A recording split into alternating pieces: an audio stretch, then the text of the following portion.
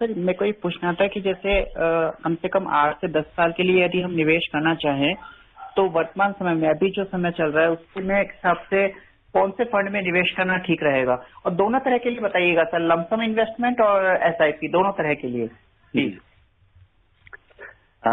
आपका जो दूसरा प्रश्न है उसके लिए मेरी आपको ये सलाह रही होगी कि मैं आपको दोनों तरीके का फंड नहीं बताऊंगा, क्योंकि वो आपको नहीं करना चाहिए। ये जो बाजार है ये एक आपके जैसे शुरुआती निवेशक के लिए काफी डरावना साबित हो सकता है। और अगर आप एक साथ लमसम किसी भी फंड में लगाएं, अगर आप बैलेंस फंड में भी लगाएं, किसी इक्विटी सेविंग फंड में लगाएं, तब भी वहां पे जो शुरुआती गिरावट अगर आप एक्सपीरियंस करेंगे वो आपको बाजार से हमेशा के लिए बाहर कर देगा। आप अपना पैसा नुकसान में निकालेंगे और इतने बड़े फायदे वाले चीज से आप हमेशा के लिए वंचित रह जाएंगे।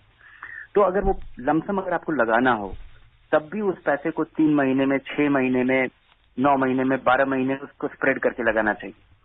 और बात रही कि किस फंड में अभी आप लगाएं, अगर आपने आज तक पहले कभी भी पैसा नहीं लगाया है तो किसी अग्रेसिव हाइब्रिड फंड में पैसा लगाएं और एसआईपी के जरिए ही लगाएं।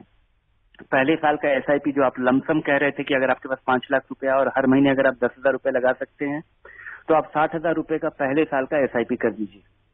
और उससे आपको इस बाजार के उतार चढ़ाव का एक्सपीरियंस बिना भारी झटके के हो पाएगा। और अगर आपको इस बाजार में किसी तरह से आपने निवेश किया था और आपको लगता है कि उस उतार चढ़ाव के बावजूद भी आप पूरे इक्विटी फंड में लगाना चाहेंगे तो किसी मल्टी कैप फंड में पैसा लगाइए। और अगर आपको निवेश करने से टैक्स की छूट मिलती है तो टैक्स सेविंग फंड में पैसा लगाइए। 1 या 2 फंड काफी होगा। 1 या 2 फंड इन रेस्पेक्टिव कैटेगरी में से चुनाव करें और उसमें लगाएं। एसआईपी के जरिए ही लगाएं। इस बाजार की गिरावट को देख करके बहुत लालच न करें। बाजार का कुछ नहीं पता हमें। हर भारी गिरावट के बाद जिस तरह का हम बढ़त देख रहे हैं, जिससे कि और इस तरह का बढ़त का दौर भी बीच बीच में चलता रहता है जो कि बहुत सारे निवेशकों को आकर्षित करता है। ये जो पिछले 3 महीने का रिटर्न जो अभी 20 से 22% की गिरावट है, ये 10 दिन पहले ये जो गिरावट था ये 1/3 था। 35% की गिरावट देखी गई थी। ये 2 सप्ताह के बढ़त बाद ये 22% का गिरावट है, जिसमें लोगों का लगाया हुआ 100 रुपया अभी 78 रुपया है, लेकिन वो 100 रुपया घट करके 65 रुपया हो गया था। तो पिछले 10 दिन में 15-20% की बढ़त भी हुई है। तो ये जो उतार चढ़ाव है जब आपका पैसा लगा होता है तब आप उसको दूसरे नजरिए से देखते हैं। जब आप केवल टीवी पे इंडेक्स देखते हैं तो वो आपका नजरिया डिफरेंट होता है।